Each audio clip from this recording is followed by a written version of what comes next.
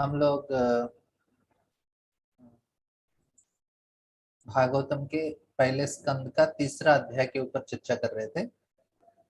तो इसमें सबसे महत्वपूर्ण विषय अभी तक हमने बहुत सारा विषय चर्चा किया है। एक बार थोड़ा रिवीजन करेंगे, थोड़ा टाइम हो गया है। तो हम पहला जो विषय है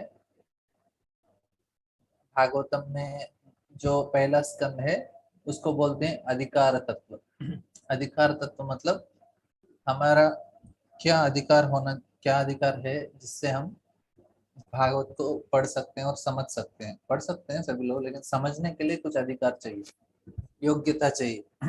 यही लोग भागवत को समझ सकते हैं। तो इसमें हमने चर्चा किया है कि भागवत का जो 3 मेन टॉपिक्स है, तो 3 मेन, अभी पहला स्कंद का वो भी, तो पहला क्या है,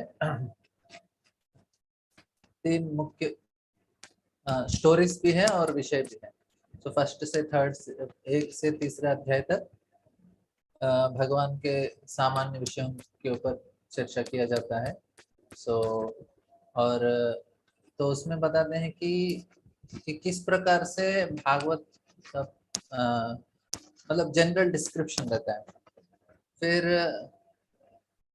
उसके बाद इसमें संक्षिप्त विवरण है एक्चुअली, संपूर्ण श्रीमद् भागवत का, और 4 से 7 तक किस प्रकार से व्यासदेव ने भागवत को रचना किया है, क्या कारण है, और फिर 7 से 19 तक भागवत को कैसे समझा जा सकता है, तो इसके ऊपर चर्चा किया गया है।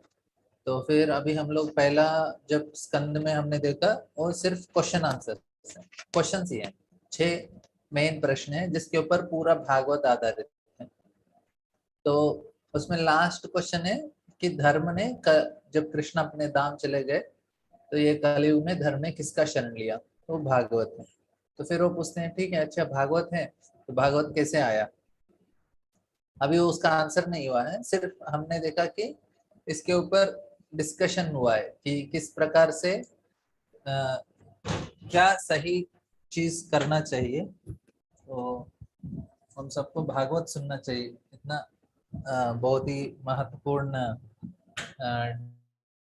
डिस्कशन अभी होने वाला है। तो इससे तो भागवत मतलब भगवान का कथा, तो इसमें ऑलरेडी इसका चर्चा हो रहा है, भगवान की लीलाओं के बारे में चर्चा इसमें कहते हैं, क्योंकि ये 4th और 5th का आंसर से पहले भगवान के पुरुषावतार लीलाओं के बारे में चर्चा किया जाता है।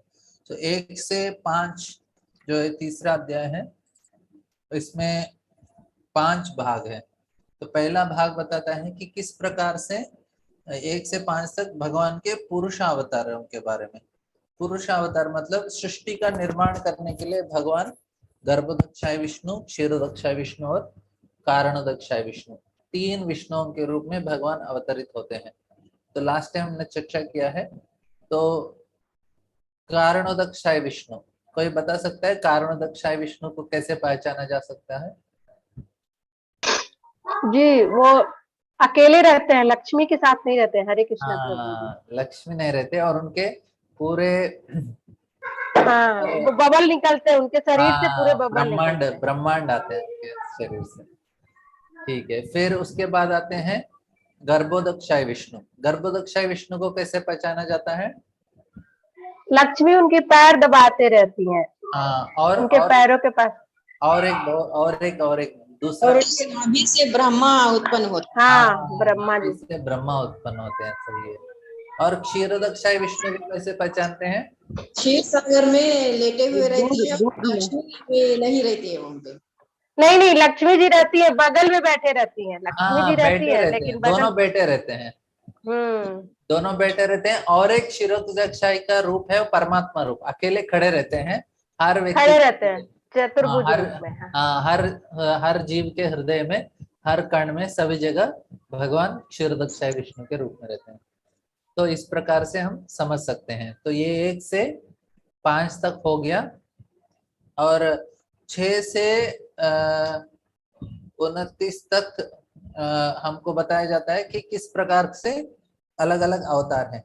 तो पहला अवतार है कूर्म अवतार। तो कूर्म अवतार बताते हैं कि नहीं, पहले कुमारस। तो पहले चतुर कुमार का था। हाँ, पहले चतुर कुमार का अवतार हुआ है। तो हमने उसको देखा 6 नंबर श्लोक में, आपको 10 चला गया। चतुष कुमार ब्रह्म मानस पुत्र है ना प्रभु जी? हाँ, ब्रह्म के मानस पुत्र हैं, और क्योंकि वो भगवान से ही आते हैं, जो भी होता है भगवान से ही होता है। तो फिर इधर को मार मार मतलब कामदेव। सो मार मतलब, नहीं, कंदर्प को भी मार बोलते हैं, और मार मतलब मर, मृत्यु को भी मर बोलते हैं। कुमार मतलब जिन्होंने इस कामदेव का और मृत्यु से जीत हासिल किया है, इसलिए उनका नाम कुमार है। और साथ ही साथ उन्होंने ऐसा ज्ञान लेकर आया जो ज्ञान से हमको समझ में आता है कि ये भौतिक दुनिया में हम भोग नहीं सकते, वैसा ज्ञान लेके आते हैं। और बहुत सारे अच्छे अच्छे सिद्धांतों को कुमार और उनके संप्रदाय है। और मैंने बताया कि पहला जो 6 अवतार हैं अभी जो बताने वाले हैं, पहले कूर्म अवतार, वराहदेव, नारदा, नरनारायण, कपिल और दत्तात्रेय, ये 6 ब्राह्मण के रूप में ही आते हैं। पहले कुमार ब्राह्मण है, और वे ज्ञान को प्राप्त करने, क्योंकि ब्राह्मणों का 6 उनका ड्यूटीज रहते हैं, यजन याजन, पठन पाठन, दान, प्रतिग्रहण। तो फिर आते हैं 7th में, हमने देखा 7th श्लोक में भगवान आते हैं वराह के रूप में। इसका अनुवाद पढ़ेंगे माता जी कोई? जी प्रभु जी। समस्त यज्ञों के परम भोक्ता ने शुक्र का अवतार, द्वितीय अवतार स्वीकार किया और पृथ्वी के कल्याण हेतु उसे ब्रह्मांड के रसातल क्षेत्र से ऊपर उठाया। हरे कृष्ण। हाँ, तो वराह देव ने क्या किया, उन्होंने पहले जो कुमार ने ज्ञान योग का ज्ञान योग लेके आए, और वराह देव ने कर्म योग को लेके आया। कर्म योग मतलब अलग अलग रूप से हमको यज्ञ इत्यादि करना पड़ता है। कर्म योग, ज्ञान योगी लोग यज्ञ नहीं करते, कर्म योगी यज्ञ करते हैं। तो वराह देव आए थे यज्ञ इत्यादि सैक्रिफाइसेस इसको समझाने प्रभु के। जी, हाँ कूर्मा अवतार कछुए का अवतार होता है ना? हाँ, तो कुमार अवतार को कूर्मा अवतार नहीं ना बोल सकते हैं प्रभु जी? नहीं, वो कूर्म अवतार अलग है, ये कुमार ना, 4 चतुष्ट। हाँ हाँ, वही, वो कूर्मा अवतार अलग है ना वो। हाँ, कूर्म अवतार अलग है। और एक सत्यावेश अवतार क्या होता है प्रभु जी? सत्यावेश अवतार माता जी, कोई जीवात्मा होता है, उनको भगवान अपना शक्ति देते हैं, और भगवान का अलग अलग शक्ति होता है, भगवान का भक्ति शक्ति होता है। तो भगवान ने अपना पूरा भक्ति शक्ति नारद मुनि को दिया है, इसलिए नारद मुनि भगवान के शक्तावेश अवतार हैं। हालांकि वो भगवान नहीं है, वो जीवात्मा ही है, लेकिन भगवान का शक्ति उसके अंदर है। अभी चतुष कुमार भी ऐसे ही हैं, चतुष कुमार सत्यावेश है, हाँ, ये भी चतुष कुमार जी। शक्तावेश अवतार है, किसके? भगवान के ज्ञान का जो शक्ति है, उनका शक्ति को उन्होंने धारण किया है। व्यासदेव भगवान के जो लिखने का शक्ति है, लिटरेरी इंकारनेशन, उनका शक्ति प्राप्त हुआ है व्यासदेव को, इसलिए वो शक्तावेश अवतार कहा जाता है। जी, हरे कृष्ण। ठीक है। अभी उसके बाद आते हैं नारद मुनि, इसका अनुवाद पढ़िए मतलब जी। ऋषियों के सर्ग में भगवान ने देवर्षि नारद के रूप में, जो देवताओं में महर्षि हैं, तीसरा सत्यावेश अवतार ग्रहण किया। उन्होंने उन वेदों का भाष्य संकलित किया जिनमें भक्ति मिलती है और जो निष्काम कर्म की प्रेरणा प्रदान करते हैं। हरे हाँ, कृष्ण। पहला पहला जो कुमार है उन्होंने ज्ञान मार्ग दिया, वराहदेव ने कर्म मार्ग दिया, और नारद मुनि ने भक्ति मार्ग दिया। और इसके बाद आते हैं चौथे कौन है? कोई और पढ़ेंगे? हरे कृष्ण प्रभु जी। हाँ। चौथे अवतार में भगवान राजा धर्म की पत्नी के जुड़वा पुत्र नर तथा नारायण बने। फिर उन्होंने इंद्रियों को वश में करने के लिए कठिन तथा अनुकरणीय तपस्या की है। हाँ, तो ये अवतार में भगवान ने तपस्या, योग मार्ग का सिद्धांत बताया, किस प्रकार से तपस्या करना चाहिए। क्योंकि तपस्या करने के, क्योंकि अलग अलग जीवात्मा को अलग अलग इच्छा होता है ज्ञान भगवान को प्राप्त करने का।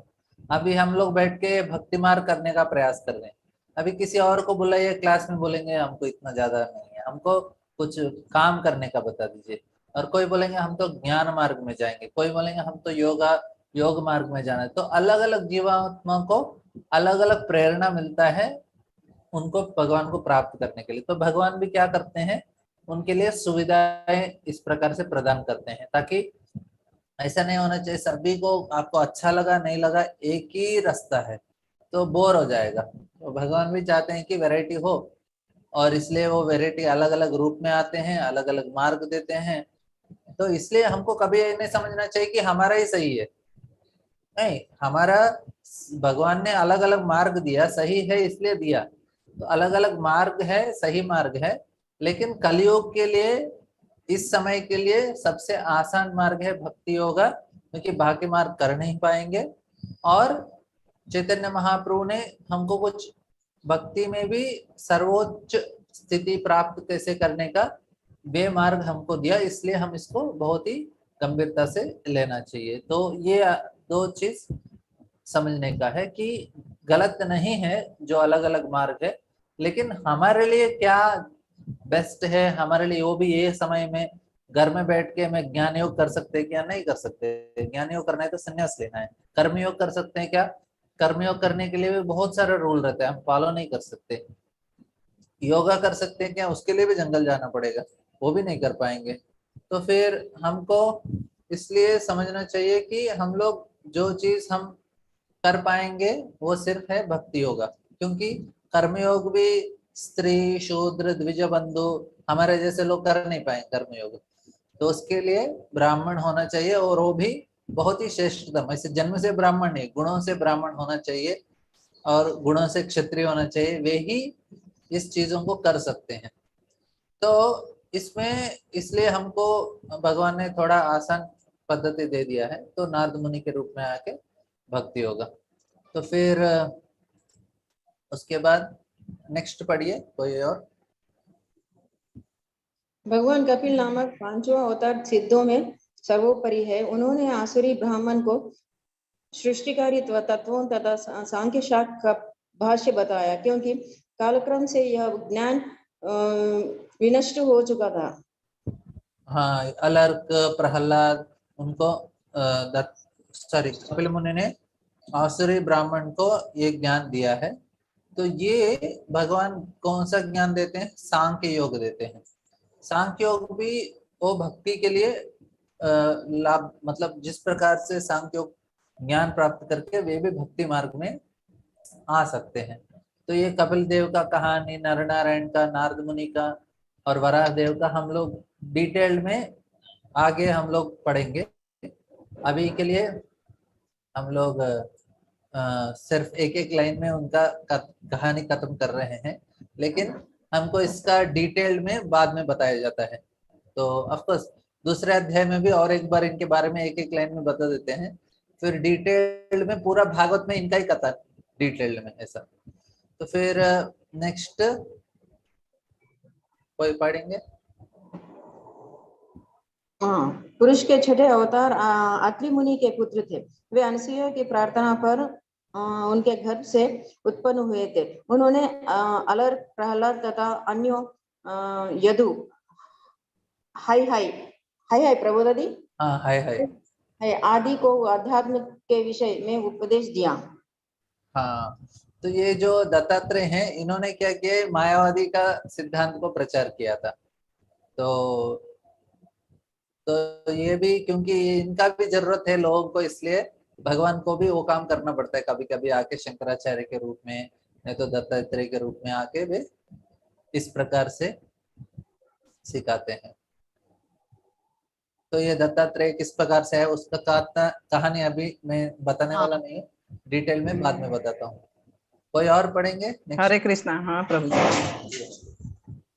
7वें अवतार प्रजापति रुचि तथा उनकी पत्नी आकुति के पुत्र यज्ञ थे।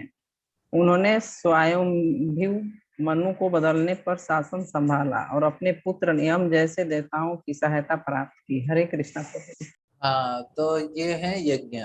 इन्होंने क्या किया, जब स्वयंभू मनु संन्यास लेके चले जाते हैं जंगल में तपस्या करने के लिए, तब उन्होंने पूरा शासन संभाला। तो पूरे जो 14 लोग हैं उनको संभालना पड़ता है, तो ये उन्होंने यज्ञ के रूप में किया। तो भगवान स्वयं है उधर यज्ञ के रूप में। तो इस प्रकार से भगवान का अलग अलग। तो इधर से क्या हुआ, शासन संभाला मतलब कौन है, ये क्षत्रिय है। तो इधर से क्षत्रिय का जो भगवान का अवतार है क्षत्रिय के रूप में है। तो अभी ये अवतार में भगवान ने इंद्र का पोस्ट ले लिया। तो ये जो यज्ञ है ये इंद्र है। मतलब कभी कभी भगवान देखते हैं कि ब्रह्मा के लिए कोई जीवात्मा योग्य नहीं है, बोलते हैं शत जन्म विस्यात्। तो 100 जन्मों तक किसी ने वर्णाश्रम धर्म का बहुत ही कड़ी नियमों के साथ पालन किया है, तो उनको ब्रह्मा बनने का योग्यता मिल जाता है। किसी को ब्रह्मा बनना है तो क्या करना चाहिए, वर्णाश्रम धर्म के अनुसार अपना जीवन 100 जन्मों तक जीना है। मतलब एक जन्म में 50, 60, 100 साल जिया, ऐसा उनको 100 जन्मों तक करेंगे तो ब्रह्मा का पोस्ट मिलेगा। लेकिन बहुत ही महत्वपूर्ण है, भगवान के धाम पहुंचने के लिए जो उससे भी ऊपर है, एक जन्म में भी प्राप्त किया जा सकता है भक्ति के द्वारा। तो हमको समझना चाहिए कि भक्ति कितना शक्तिशाली है और वो कितना फायदा करता है कोई भी जीवात्मा को। लोग सोचते हैं अरे ब्रह्मा बन रहा है, पूरा देखिए पूरे ब्रह्मांड को नियंत्रण कर सकते हैं, सृष्टि का निर्माण कर सकते हैं, सारे जीवों का उत्पन्न कर सकते हैं और पूरे देवी देवताओं को नियंत्रण कर सकते हैं। सारे नाना प्रकार के जो भी इस दुनिया में ब्रह्मांड में जो भी सुविधाएं हैं, सुख है, आनंद है, सभी का वो निर्माण करते हैं, मतलब उसको भोग भी सकते हैं। तो इतना बड़ा पोस्ट है ब्रह्मा जी का, सारे देवता सब कुछ उनके कंट्रोल में है। तो कितना अच्छा पोस्ट है और इतना कष्ट भी करना पड़ेगा 100 जन्मों तक उनको वर्णाश्रम पालन करने के लिए। लेकिन जो भगवान के भक्त हैं वो बोलते हैं न नाक पृष्ठम न च पार्यमेष्टम न सार्वभौमम न सराधिपत्यम न योग सिद्धिर अपनर्भवन। तो बोलते हैं कि न मुझे ननाक पृष्ठम न च पार्यमेष्टम, मुझे ब्रह्मा का पोस्ट भी, पार्यमेष्ट मतलब ब्रह्मा, मुझे ब्रह्मा का पोस्ट नहीं चाहिए, इंद्र का भी पोस्ट नहीं चाहिए। तो इधर देखेंगे कि जब भक्तों को ये बहुत ही महत्वपूर्ण है कि हमको भगवान का सेवा में आनंद आना चाहिए, हमको भोगने में आनंद नहीं आना चाहिए।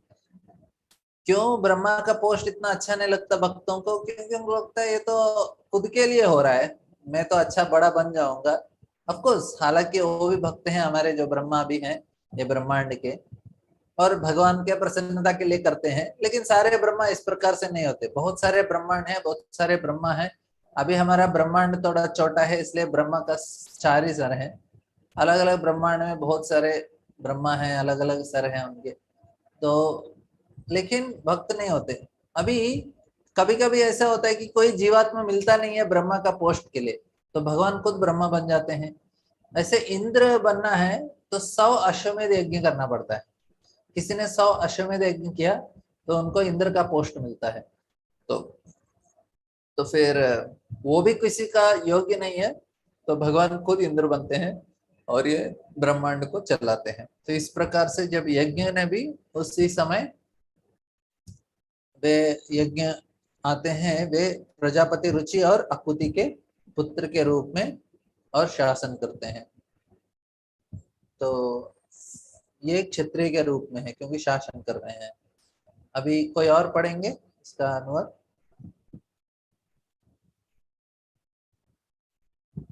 जी हरे कृष्णा। 8वां अवतार राजा ऋषभ के रूप में हुआ। वे राजा नाभि तथा उनकी पत्नी मेरु देवी के पुत्र थे। इस अवतार में भगवान ने पूर्णता का मार्ग दिखलाया है, जिसका अनुगमन उन लोगों द्वारा किया जाता है जिन्होंने अपनी इंद्रियों को पूर्ण रूप से संयमित कर लिया और जो सभी वर्णाश्रम के लोगों द्वारा वंदनीय है। हाँ, तो ये आता है कि ये भी क्षत्रिय के रूप में, तो चार चार क्षत्रिय के रूप में भगवान अवतरित होते हैं। 6 ब्राह्मण हो गए। कौन कौन 6 ब्राह्मण? आपको 6 मतलब 4 कुमार को एक ही काउंट करते हैं, कुमार, और उसके बाद वराहदेव, फिर नारद मुनि, फिर किसी को याद है? नर नारायण, हाँ, नर नारायण, और 2 फिर कपिल मुनि, कपिल मुनि, और लास्ट उसके अनुसुईया और ऋषि, क्या दत्तात्रेय। नाम था उनका? दत्तात्रेय। दत्तात्रेय। दत्तात्रेय। तो ये 6 हो गए, और 4 वे क्षत्रिय के रूप में आते हैं। पहला हुआ यज्ञ, दूसरा है यज्ञ, ऋषभदेव। तो अभी देख, ऋषभ। हाँ, ऋषभदेव। तो ऋषभदेव आते हैं, वे वे आते हैं सही ज्ञान देने के लिए। तो किस प्रकार से इंद्रियों को नियंत्रण करना जाता है, और सारे आश्रम, उनको सारे लोग अच्छे से आदर करते थे, और उन्होंने, उनके ही बेटे का नाम था भरत महाराज। और जो हम लोग भरत महाराज का जो कहानी सुनते हैं, वो एक हिरण्मंगे, उन्हीं के बेटे थे। और बोलते हैं कि उनके नाम से ही हमारा भारत देश को भारत का नाम आया है, भरत महाराज का इस किस पालन। ऋषभ के पुत्र थे प्रभु जी? हाँ, ऋषभ के पुत्र के भरत से ही हमारा, हम्म। उससे पहले हम इस भारतवर्ष को इलावर्त वर्ष कहा जाता है। भरत महाराज ने इसका पालन करने के बाद इसको भारत बोलते थे, इस प्रकार से। तो अभी नेक्स्ट है,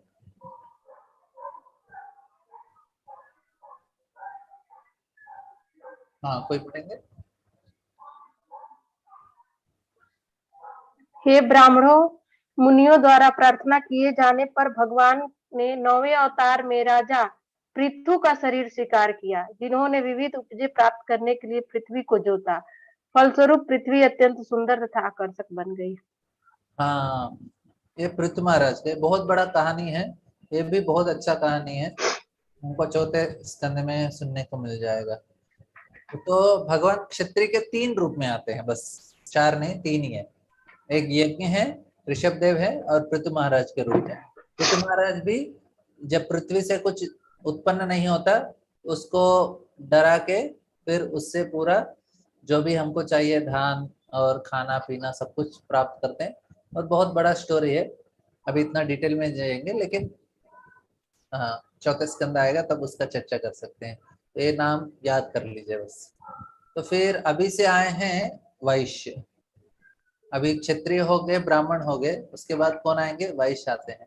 देखेंगे अभी कौन कौन सा अवतार आएगा, कोई पढ़ेंगे इसका? हरे कृष्णा प्रभु। हरे कृष्ण। जब चाक्षुष मनु के युग के बाद पूर्ण जल प्रलय हुआ और सारा जगत में जल में डूब गया था, तब भगवान मछली मत्स्य के रूप में प्रकट हुए और वैवस्वत मनु के नाव में रहकर उनकी रक्षा की। हाँ, वैवस्वत में। तो ये हमारा जो दशावतार लोगों को बताते हैं, तो पहले हम स्टार्ट करते हैं मत्स्यावतार, फिर कूर्मावतार, ये मत्स्यावतार, लेकिन उससे पहले भी इतने सारे अवतार हैं। तो भगवान का अवतारा ही असंख्य नाम, ये 26 श्लोका में आता है, मैं बाद में बताता हूँ। लेकिन भगवान के अवतार हैं, इतने सारे अवतार हैं। तो इधर से भगवान के शुरू होते हैं वैश्य। तो मत्स्यावतार का क्या है? वो बहुत बिजी थे। किसमें बिजी थे? अलग अलग धान्य और सामग्री इकट्ठा करने के लिए। तो वैश्य का क्या बिजनेस रहता है? इकट्ठा करना उनका बिजनेस रहता है। तो इस प्रकार से भगवान भी आते हैं सब कुछ इकट्ठा करने के लिए।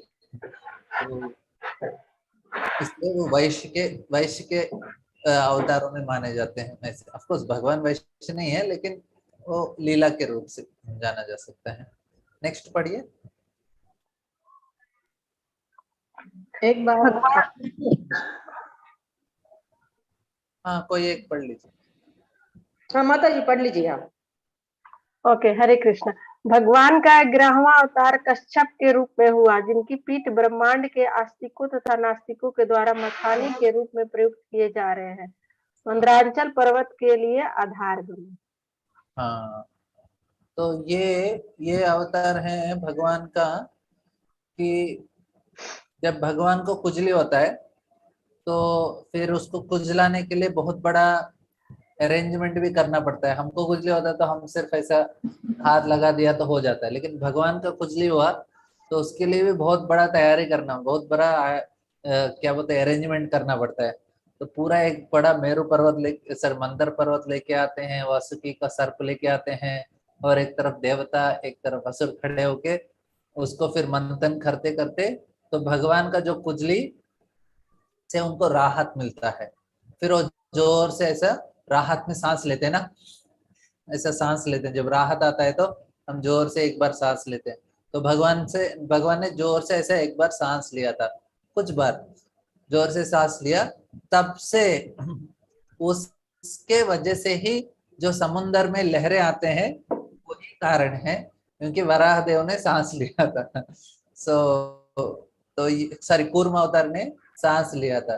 तो भगवान कूर्म अवतार में आते हैं कुजली को मिटाने के लिए। तो भगवान का कुजली मिटाने के लिए भी पूरा ब्रह्मांड को एक होना पड़ता है, क्योंकि भगवान बड़े हैं तो उनका कुछ भी चीज है बड़ा ही होना चाहिए। उनको कुजली हुआ तो भी उसका खरोचने के लिए भी बहुत बड़ा अरेंजमेंट करना पड़ता है, इसलिए वो भगवान है। तो इस प्रकार से हम अलग अलग भगवान के लीलाओं को समझना चाहिए। ठीक है, नेक्स्ट कोई पढ़िए। 12वें अवतार में भगवान धन्वंतरी के रूप में प्रकट हुए और 13वें अवतार में उन्होंने स्त्री के रूप मनोहर सौंदर्य द्वारा नास्तिकों को मोहित किया और देवताओं को पानी के लिए अमृत प्रदान किया। हाँ, इसमें मोहित तो एकादशी ना प्रभु जी। हाँ, क्या क्या एकादशी टुडे आल्सो मोहिनी एकादशी है। अच्छा। तो भगवान आते हैं, इधर दो अवतारों के चर्चा किया गया है, एक है धन्वंतरी और साथ ही साथ आते हैं मोहिनी, और उसी टाइम पे भगवान नीचे कूर्म के रूप में भी है। ये तीनों अवतार एक्चुअली चार हैं एक तरह से, लेकिन एक तीन अवतार काउंट किए जाते हैं। कौन कौन से हैं? कूर्म अवतार। कूर्म अवतार कहाँ है? मंदर पर्वत के नीचे है। और फिर भगवान आते हैं दत्तात्रेय के सॉरी धन्वंतरी के रूप में अमृत को लेके, और अमृत देवताओं को देने के लिए भगवान मोहिनी रूप में भी आते हैं। तो तीन अवतार एक ही लीला में है। कौन सा लीला? समुद्र मंथन लीला में भगवान के तीन अवतार हैं, कूर्म अवतार, धन्वंतरी अवतार और मोहिनी अवतार। तो बहुत ही अच्छा स्टोरी है, हमको 8वें स्कंद तक रुकना पड़ेगा उसको डिटेल में समझने के लिए। ठीक है, तो ठीक है, अगला पढ़िए। हरे कृष्णा प्रभु जी। 14वें अवतार में भगवान नरसिंह के रूप में प्रकट हुए हाँ, और अपने नाखूनों से नास्तिक हिरण्यकश्यप के बलिष्ठ शरीर को उसी प्रकार चीरना जिस प्रकार बढ़ई लट्ठे को चीर देता है। हरे कृष्णा प्रभु। हाँ, तो ये हमारा संडे को नरसिंह देव का अवतार है। तो ये पूरा स्कंद, 7वां स्कंद पूरा नरसिंह अवतार को लीलाओं को ही बताता है। तो हम लोग ऑफ कोर्स चर्चा कर सकते हैं नरसिंह देव के बारे में, क्योंकि नरसिंह चतुर्दशी है, आपको अब सुनना भी चाहिए उनके बारे में। देखेंगे कल हो सकेगा थोड़ा देर हम लोग नरसिंह देव के बारे में चर्चा करेंगे, कल का हमारा शाम का क्लास में, क्योंकि नरसिंह देव का फ्राइडे है तो संडे को हमारा नरसिंह देव का अभिषेक है, और उस दिन हम लोग उपवास भी रखेंगे। तो देखेंगे उस दिन हुआ तो उस दिन, नहीं तो कल भी कर सकते हैं चर्चा। नहीं तो नरसिंह चतुर्दशी के दोपहर के समय में किसी को समय मिलेगा, संडे के दोपहर में, फिर नरसिंह लीला भी चर्चा कर सकते हैं विस्तार से। नेक्स्ट पढ़िए। 15वें अवतार में भगवान ने बौने ब्राह्मण बापन का रूप धारण किया और महाराज बलि द्वारा आयोजित यज्ञ में पधारे। यद्यपि वे हृदय से तीनों लोकों के राज प्रदान करना चाह रहे थे, किंतु उन्होंने केवल 3 पग भूमि दान में मांगी। हाँ, तो ये हुआ। अभी से भगवान का जो अलग अलग हम लोग जो दशावतार चर्चा करेंगे उसका है। पहले वो मत्स्य, कूर्मा, वराह, वामना, तो इस प्रकार से। तो ये भी हमको 8वें स्कंद में हमको चर्चा कर लेंगे उसको भी डिटेल में। नेक्स्ट 16 अवतार में भगवान ने भृगुपति के रूप में क्षत्रियों को 21 बार संहार किया, और क्योंकि वे ब्राह्मणों बुद्धिमान वर्ग के विरुद्ध किए गए विद्रोह के कारण उनसे क्रुद्ध थे। हाँ, तो फिर परशुराम का अवतार के बारे में बताया इसमें। नेक्स्ट तत्पश्चात हरे कृष्ण। भगवान 17वें अवतार में भगवान पराशर मुनि के माध्यम से सत्यवती के गर्भ से श्री व्यास देव के रूप में प्रकट हुए। उन्होंने यह देखकर कि जन सामान्य अल्पज्ञ है, एक में के को अनेक शाखाओं प्रशाखाओं में विभक्त कर दिया। हाँ, तो क्या किया, पूरे वेद एक ही वेद था, पहले ऋग्वेद था, तो उसको 4 वेद किया, फिर उसमें से और डिवाइड किया, फिर पुराण किया, इतिहास किया, अलग अलग भाग किया, ताकि उसको अच्छे से प्रचार कर सके, लोगों तक पहुंच सके। क्योंकि वेद सारे लोग नहीं पढ़ सकते, स्पेशली कलयुग में। अभी कुछ बचा ही नहीं, थोड़ा कुछ बचा होगा इधर उधर, 5% बचा है जो पूरे वेदों में से अभी। लेकिन हमारे लिए बहुत ही महत्वपूर्ण चीज है भागवत है, इसको समझना चाहिए बस। प्रभु जी, पराशर मुनि आल्सो आयने कूड़ा भगवान के अवतार है प्रभु जी, पराशर मुनि। पराशर मुनि और सत्यवती के बेटे व्यास महर्षि। व्यास महर्षि। हाँ, तो ये व्यास महर्षि के बारे में बताते हैं। पराशर मुनि और सत्यवती के गर्भ से हुए श्री व्यासदेव के रूप में प्रकट हुए। हाँ, व्यासदेव के रूप में। ये भी शक्तावेश अवतार है व्यास। कोई और पढ़ेंगे? 18वें अवतार में भगवान राजा राम के रूप में प्रकट हुए। उन्होंने देवताओं के लिए मनभावन कार्य करने के उद्देश्य से हिंद महासागर को वश में करते हुए समुद्र पार के निवासी नास्तिक राजा रावण का वध करके अपनी अतिमानवीय शक्ति का प्रदर्शन किया। अतिमानवीय शक्ति का प्रदर्शन किया। हाँ, तो ये राम जी का, ये हमको 9th कैंटो में आता है राम जी का। कोई और? 19वें तथा 20वें अवतारों में भगवान कृष्णी वंश में यदुकुल में भगवान बलराम तथा भगवान कृष्ण के रूप में अवतरित हुए, और इस तरह उन्होंने संसार के भार को दूर किया। हरे कृष्णा। हाँ, तो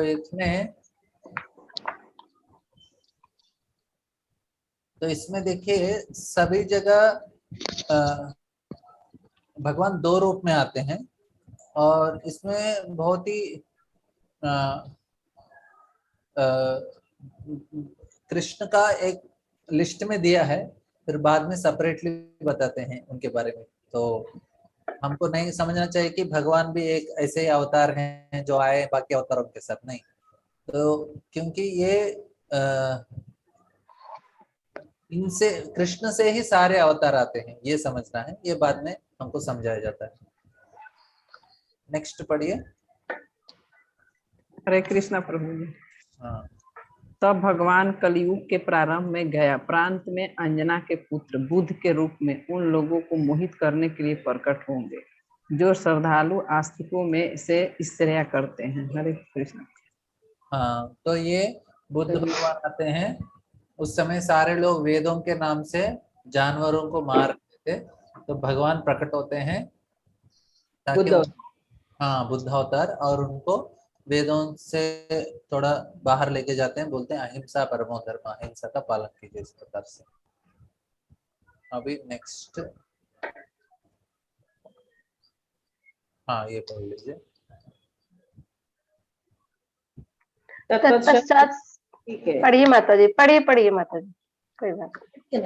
तत्पश्चात सृष्टि के सर्व भगवान को 2 युगों के संधि काल में कल के अवतार के रूप में जन्म लेंगे और विष्णु यशा के पुत्र होंगे। उस समय पृथ्वी के शासक लुटेरे बन चुके होंगे। तो सारे अवतारों में ये डिफरेंट क्यों है? क्योंकि ये कलयुग का अवतार है ना, कली अवतार। और क्या डिफरेंस है? अभी जन्म नहीं हुआ है तो हाँ ये हाँ बाकी अवतार आगे चले गए, एक ही आगे अवतार चले आने गए। वाला है। अभी कल वाला वो है। जन्म लेंगे भगवान इस अवतार में। हाँ ये आने वाले अवतार है, पहले ही बता दिया आने वाले हैं करके, उनका माता के नाम के साथ बता दिया है। तो ऐसा है। तो ये तो इधर बताते हैं अवतारा ही असंख्येया। असंख्य मतलब बहुत सारे ऐसा अवसर हैं। अरे सत्व निधे द्विजा, सो यथा विशुद्धांसी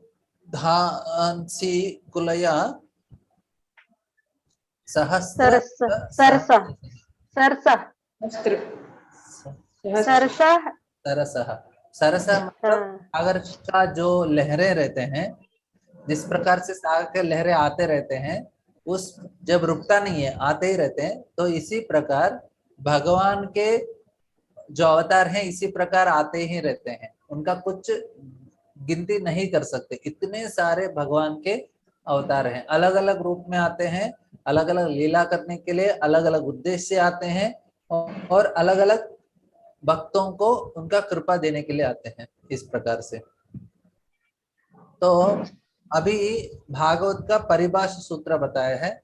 ये श्लोक सभी को सीखना चाहिए, क्योंकि पूरा भागवत इसी श्लोक के ऊपर आधारित है। मतलब इसको परिभाषा सूत्र बोलते हैं। अनुवाद पर नेक्स्ट श्लोक है वो, ये 28, उससे पहले इसका अनुवाद पढ़ लेंगे।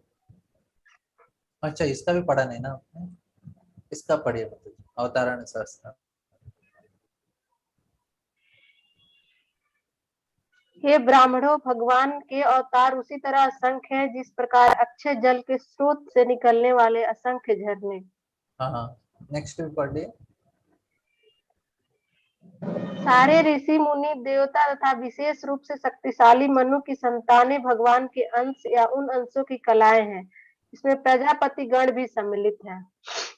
हाँ पूरे अंश है, लेकिन सारे अवतार अंश है, लेकिन ये श्लोक, हाँ ये इसको परिभाषा सूत्र बोलते हैं। परिभाषा सूत्र मतलब इसी श्लोक को पूरा भागवत में, इस श्लोक को समझाया जा रहा है। पूरे भागवत को यही श्लोक समझा रहा है, पूरा भागवत बस एक ही श्लोक है।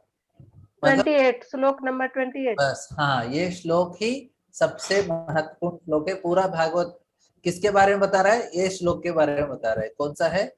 एते चा, मेरे पीछे दोहराई, एते चाम सकला पुंसः एते चांस कला पुंसः कृष्णस्तु भगवान स्वयं कृष्णस्तु कृष्णातु भगवान स्वयं इंद्रारी व्याकुलं लोकम् इंद्रियाणि इंद्रारि व्याकुलं लोकम् लोकम् पडयन्ति युगे युगे। लोकम् क्रीडयन्ति युगे युगे। तो एते चांस कला पुंसः, तो जो भी अभी तक जो अवतार बताया गया है वो अंश है और कला है। लेकिन भगवान कौन है इन सभी में? कृष्णस्तु भगवान स्वयं। वराहदेव, राम अवतार, नरसिंह अवतार, और अलग अलग विष्णुओं के बारे में बताया, क्षीरोदक्षाय विष्णु, गर्भदक्षाय विष्णु, सारे अवतारों के बारे में बताया। लेकिन इनमें से कृष्णस्तु भगवान स्वयं, और वो बाकी लोग कौन है? वे भगवान के अंश हैं और अंश है। थोड़ा पार्ट है, नहीं तो कला है। मतलब उनका जो रूप में आए हैं, लेकिन मेन कौन है? कृष्ण ही कृष्ण भगवान है। भगवान से। भगवान भगवान स्वयं। उपयुक्त सारे अवतारों या तो भगवान के पूर्ण अंश या पूर्णांश के अंश कलाएं हैं, लेकिन श्री कृष्ण तो आदि पूर्ण पुरुषोत्तम भगवान है। ये सब विभिन्न लोकों में नास्तिकों द्वारा उपद्रव किए जाने पर प्रकट होते हैं। भगवान आस्तिकों की रक्षा करने के लिए अवतरित होते हैं। हरे हाँ, कृष्ण। तो भगवान इस प्रकार से अवतरित होते हैं, लेकिन भगवान एक ही हैं। तो पूरा जो हमने भागवत में परम सत्य के बारे में ध्यान करने के लिए बोला है, वो परम सत्य कौन है? कृष्णस्तु भगवान भगवान स्वयं, कृष्ण ही है। सारे वेदों का जो सार है वो वेदांत सूत्र है, और वेदांत सूत्र का सार है भागवत। और भागवत में सार क्या बताया, कृष्णस्तु भगवान स्वयं। तो हमको ध्यान करना है तो एक ही व्यक्ति के ऊपर ध्यान करना है, कौन है वो, कृष्ण है बस। कृष्णा। और हमारा एक 5 श्लोक है, उसका अनुवाद पढ़ लेंगे, हमारा आज का कक्षा खत्म हो जाएगा। हाँ, कोई पढ़ेंगे इसका? जो कोई भी भगवान के गृह अवतारों का सावधानी पूर्वक प्रतिदिन सुबह तथा शाम को पाठ करता है, वह जीवन के समस्त दुखों से छूट जाता है। इसको फलश्रुति बोलते हैं। ये जिस लिस्ट पढ़ने से हमको इतना बेनिफिट हो रहा है, भक्ति करने से कितना बेनिफिट हो जाएगा।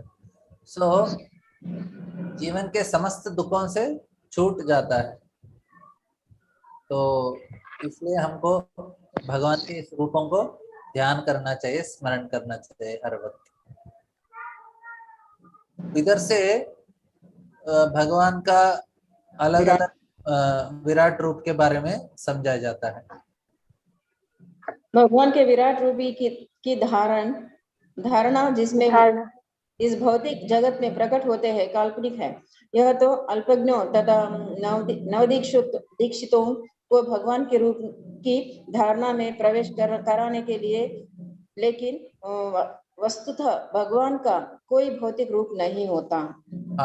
एतद् रूपं भगवतो हि अरूपस्य चिदात्मनः माया गुणैर् विचरितं इधर बताते हैं कि तो भगवान का एक जो विराट रूप है वो भौतिक रूप है, और ये थोड़ा काल्पनिक रूप है, क्योंकि उसी समय प्रकट होता है फिर अप्रकट हो जाता है, तो काल्पनिक रूप है। तो इसको समझने के लिए बता रहे हैं, क्योंकि लोग बोलते हैं अरे विराट रूप है, नो, लेकिन ये काल्पनिक रूप है और भौतिक रूप है। नेक्स्ट अनुवाद पढ़िए।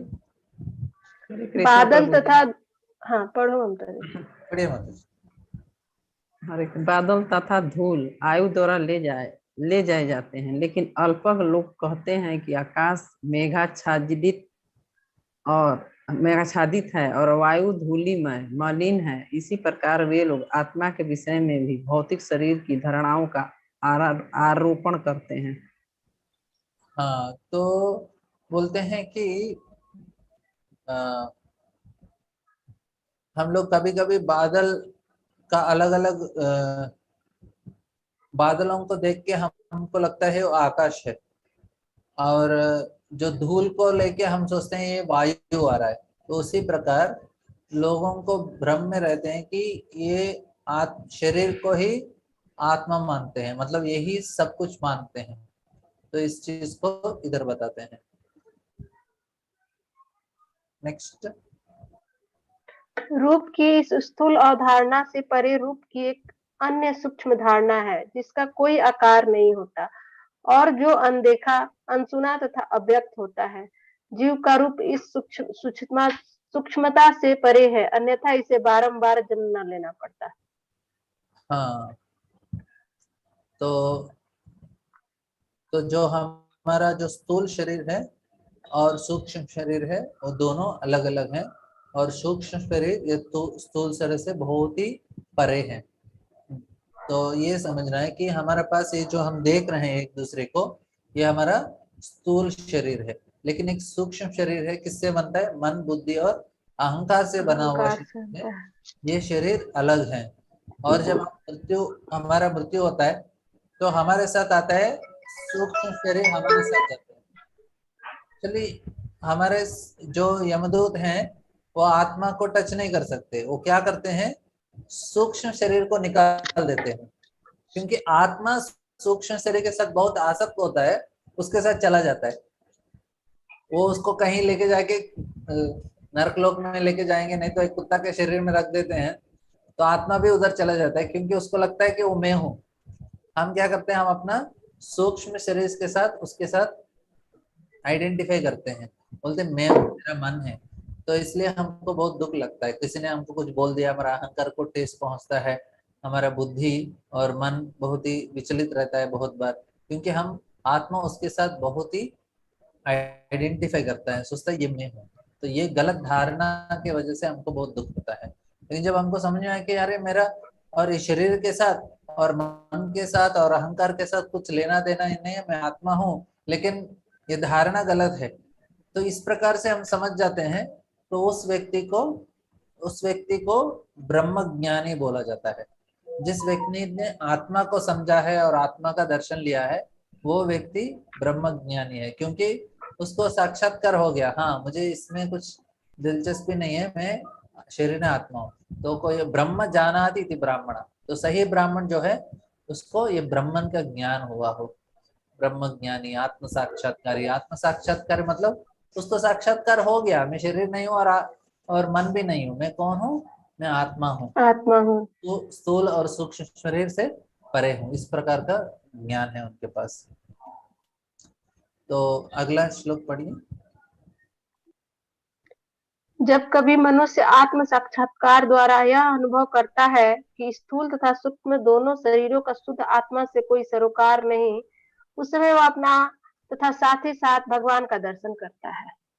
हाँ, हम लोग जल्दी जल्दी कर लेंगे क्योंकि हमारा एक्चुअली इतना नहीं, बहुत सारे श्लोक है, मुझे याद कंप्लीट करना है, थोड़ा डिटेल में नहीं जाएंगे, धीरे धीरे कर लेंगे। यदि माया का समन हो जाता है और यदि भगवत कृपा से जीव ज्ञान से संपन्न हो जाता है, तो उसे तुरंत आत्म साक्षात्कार का प्रकाश प्राप्त होता है और वह अपनी महिमा में प्रतिष्ठित हो जाता है। हाँ, आत्म साक्षात्कार प्राप्त हो जाता है भगवान को जानने के बाद। तो इधर से क्या है, अभी भगवान को उनके वर्णन और कैसे भगवान को समझा जाता है, ये हमको 35 से लेके 39 तक बताया गया है।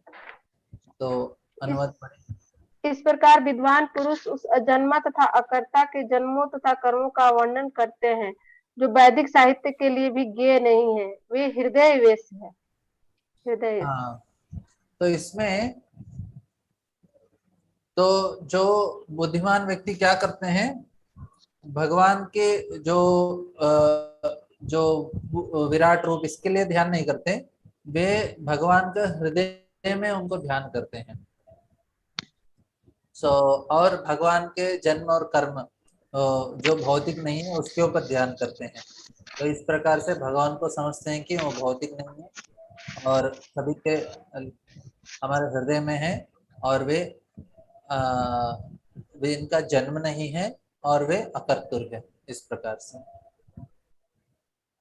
नेक्स्ट, ये एक्चुअली ये श्लोक ना इतना मतलब इम्पोर्टेंट है बहुत, लेकिन मैं इतना विस्तार में नहीं लेना चाहता, ताकि आपको एटलीस्ट हमको एक आइडिया होना चाहिए कि तीसरे अध्याय में क्या है। हम लोग पूरे एक बार पहला स्कंद का संक्षिप्त रूप में हर एक अध्याय का एक ओवरव्यू, मतलब एक क्या बोलते हैं, जस्ट ऊपर ऊपर से देखेंगे क्या है समझने के लिए, फिर विस्तार से श्लोक पढ़ सकते हैं, ताकि आपको आइडिया आ जाए कि पहले स्कंद में हो क्या रहा है। इसलिए पहले जानना चाहिए कि हो क्या रहा है, उसके बाद धीरे धीरे पढ़ेंगे तो और अच्छे से समझ में आएगा। इसलिए मैं थोड़ा जल्दी जा रहा हूँ, लेकिन जल्दी मतलब थोड़ा ऊपर ऊपर से जा रहे हैं, ताकि आपको पूरे तरह से समझना चाहिए कि क्या हो रहा है। इसलिए नेक्स्ट पढ़िए, कोई और पढ़ेंगे। कर्म सदैव निष्कलुष होते हैं, वे भगवान 6 इंद्रियों के स्वामी हैं और 6 ऐश्वर्यों के साथ सर्वशक्तिमान है। वे विदेशी ब्रह्मांडों की सृष्टि करते हैं, उनका पालन करते हैं और रंचमात्र भी प्रभावित हुए बिना उनका संहार करते हैं। समस्त जीवों के भीतर विद्यमान रहते हैं और सदैव स्वतंत्र होते हैं। हाँ, इसमें बहुत सारे गुणों के बारे में बताया भगवान के गुण का। पहला है वो अमोघ लीला है, मतलब उनके जो लीला है अमोघ है, इसमें कुछ भी त्रुटि नहीं है, दोष नहीं है। और बोलते हैं सृष्टि का निर्माण और उनका पालन और उसका जो संहार है, वे करने के बाद भी उससे प्रभावित नहीं होते। देखिए, मैंने कुछ बड़ा घर बनाया, तो घर बनाने में क्या लगता है, अरे कितना सुंदर बनाया, सभी लोग को जाके बताऊंगा, देखो क्या बनाया, देखा कितना अच्छा है। फिर उसको मेंटेन करने के टाइम भी मुझे बहुत टेंशन होता है, अरे इधर का ये खराब हो गया, पेंट खराब हो गया, इधर थोड़ा ये हो गया, ये थोड़ा टैप खराब हो गया, कुछ ना कुछ होता है, तो उससे भी टेंशन आ जाता है। अरे कितना सुंदर घर है, कोई आके खिड़की में कांच का कोई बच्चा खेल रहा है तो टूट गया, तो कुछ ना कुछ होता है, तो उससे भी हम प्रभावित हो जाते हैं। और जब उसका पूरा डिस्ट्रक्शन इतना सुंदर बनाने के बाद किसी आपने गार्डन बनाया, बहुत अच्छा गार्डन बनाया, लेकिन उसके ऊपर बुलडोजर चला दिया किसी ने, तो कितना दुख लगेगा। अरे इतना सुंदर गार्डन। तो सृष्टि करने से प्रभावित होते हैं, उसका नियंत्रण करते समय प्रभावित होते हैं, और साथ ही साथ जब हम लोग उसका संहार होता है तब भी हमारे ऊपर उसका प्रभाव होता है। तो लेकिन बोलते हैं कि भगवान किसी से प्रभावित ही नहीं होते, तीनों चीजों से, निर्माण से भी, उसका पालन से भी, उसका संहार से भी, क्योंकि वो भगवान है। और बोलते हैं कि सभी के हृदय में भगवान प्रकट हैं। और चौथा है आत्म तंत्र, तो बोलते हैं बहुत ही स्वतंत्र हैं, किसी के ऊपर आधारित नहीं है। क्योंकि हमको ये दुनिया में बहुत सारे लोगों को आधारित है, हमको खाना है तो कितने लोगों के ऊपर आधारित होना है, पहले किसान, फिर उसके बाद वो जिसने वो जो मिल बनाया जिससे गेहूं आटा बनता है, फिर उसके बाद ट्रांसपोर्ट करने वाला, फिर शॉप वाला, फिर हमारा घर तक आता है, घर में कोई मदद करता है बनाने के लिए। इतना सारा होने के बाद हम खा सकते हैं। और पानी भी चाहिए, पानी वाला के ऊपर, गाड़ी वाला के ऊपर, कितना लोगों के ऊपर आधारित होते हैं हम। लेकिन भगवान है, स्वतंत्र हैं। और बोलते हैं 6 ऐश्वर्यों से पूर्ण है, और सारे 6 इंद्रियों के वे स्वामी है, षड गुणेशः। तो इस प्रकार से भगवान का पहले गुण बताए गए हैं। और प्रभु इस, जी 6 गुण एक बार बता देते। हाँ, ऐश्वर्य से, समग्र से, वीर से, तो भगवान बहुत ही सुंदर है। और दूसरा है भगवान के, पहला सुंदरता है भगवान का, और दूसरा है भगवान पूरे ज्ञानवान है, पूरा ज्ञान उनके अंदर समाहित है, कुछ कमी नहीं है ज्ञान का। तीसरा है बहुत ही ऐश्वर्य, सॉरी, धन से संपन्न है, लक्ष्मी जी, क्योंकि सारे लक्ष्मी उनका सेवा करते हैं, तो सारे धन भी उनके साथ हैं, और सारे शक्तियां उनके साथ हैं। तो भगवान के पास पूरे शक्तियां हैं, और साथ ही साथ सारा ख्याति है, इतने सारे फेमस हैं भगवान। और लास्ट है, इतना सारा होने के बाद इतने बड़े आदमी को हम जाके मिलना बहुत मुश्किल हो जाता है। अरे बहुत ही पैसा वाला है, पावरफुल आदमी है, और सुंदर भी है, और फेमस भी है, तो उनके साथ हमको अभी कोई बड़ा प्रधानमंत्री है, नहीं तो कोई बहुत बड़ा आदमी है, उनका अपॉइंटमेंट मिलना ही बहुत मुश्किल हो जाता है हमारे लिए, छोटे लोगों के लिए तो स्पेशली। लेकिन भगवान के साथ तो हर समय मिल जाता है अपॉइंटमेंट। क्यों? क्योंकि चेत लास्ट गुण एक है, क्या है? वैराग्य। भगवान को उनसे कुछ इंटरेस्ट नहीं है उसमें, भगवान बिंदास है। तो ये हमारे लिए बहुत ही महत्वपूर्ण है।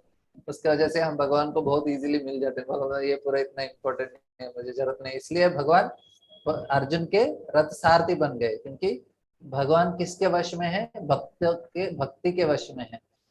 तो इस प्रकार के भगवान से 6 ऐश्वर्य हैं। ठीक है, फिर अगला पढ़ लेंगे। अगला पढ़िए।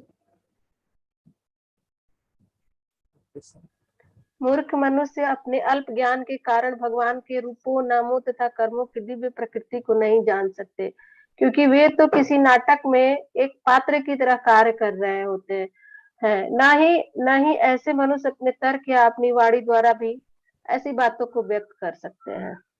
हाँ, तो मूर्ख व्यक्ति जो नाटक में कोई काम कर रहा है उसको समझ नहीं पाता, वो उसी प्रकार तो इधर भी मूर्ख व्यक्ति सोचते हैं भगवान भी ऐसे साधारण हैं, उनको भी, वो भी रो रहे हैं, वो भी चोरी कर रहे हैं, वो भी कोई लड़कियों के साथ नाच रहे हैं, और इस प्रकार से उनको भी दिख रहा है कि ये भी एक साधारण व्यक्ति है। लेकिन भगवान के जो लीला है अलौकिक है, इनसे कुछ लेना देना नहीं है, लेकिन हमको लगता है इस प्रकार से है कि वो हमारा मूर्खता है, ये समझा रहे हैं। बढ़िया लगा। जो बिना हिचक के अबाध रूप से अपने हाथों में रथ का चक्र धारण करने वाले भगवान के चरणा कमलों की अनुकूल सेवा करता है, वही इस जगत के सृष्टा की पूर्ण महिमा, शक्ति तथा दिव्यता को समझ सकता है। हाँ, ये बहुत अच्छा श्लोक है। सवेद धातु पदवीं परस्य दुरंत वीर्यस्य रतांगपाणि यो मायया संततयानुगत्य भजेत तत्पाद सरोजगंधम। बोलते हैं कि इस प्रकार से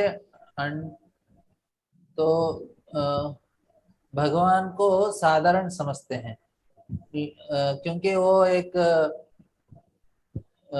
साधारण एक रथ सारथी के रूप में दिखाई दे रहे हैं। सो लेकिन हम लोग समझना चाहिए कि भगवान इतने शक्तिशाली हैं। तो श्लोक बताते हैं कि जो व्यक्ति समझता है कि भगवान कितने शक्तिशाली हैं, क्योंकि धातु मतलब वो सृष्टि के निर्माता है, और वो क्या कर रहे हैं, रतांग पाणी, और उन्होंने अपने हाथ में चक्र पकड़ा है, किसका, एक रथ का, और आत्मया, और बोलते हैं संततया, अनइंटरप्टेड और अनरिजर्व्ड, बोलते हैं who renders unreserved and favorable अनुवर्त्या। तो इस प्रकार से हमको किसी मतलब विदाउट अनरिजर्व्ड मतलब रिजर्वेशन नहीं रखना चाहिए भगवान को सेवा करने के लिए। मतलब भगवान हमको आपसे कुछ नहीं चाहिए, आप जो भी हैं हम ऐसे ही सेवा करेंगे। संततया मतलब कुछ रुकावट नहीं होना चाहिए, हर समय करना चाहिए, और फेवरेबली अनुवर्तया तो बहुत ही अनुकूल रूप से भगवान को अच्छा लगना चाहिए। तो इस प्रकार से हम भगवान को सेवा करना चाहिए। तो ये श्लोक भी कोई अच्छा लगा, अभी सेकंड लेवल में जो बहुत ही अच्छा लगता है, तो ये भी अच्छा श्लोक है।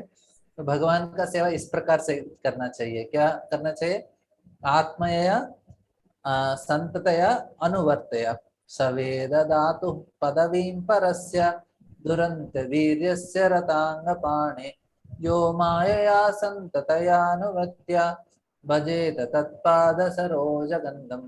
तो इस प्रकार से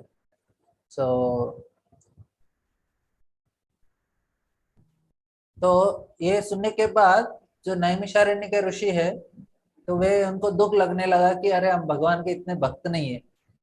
तो इसलिए सूत गोस्वामी उनको एंकरेज करने के लिए ये श्लोक बताते हैं कि आप भगवान इतने दयालु हैं, उनका सेवा करना चाहिए। उन्होंने सोचा कि अरे हम लोग इतना साल तक अपना जीवन बर्बाद किया यज्ञ इत्यादि करने के लिए, भगवान को तो भक्ति करना चाहिए था। बोलते हाँ हाँ कर सकते हैं आप। तो नेक्स्ट पढ़ेंगे, हमारा टाइम हो गया।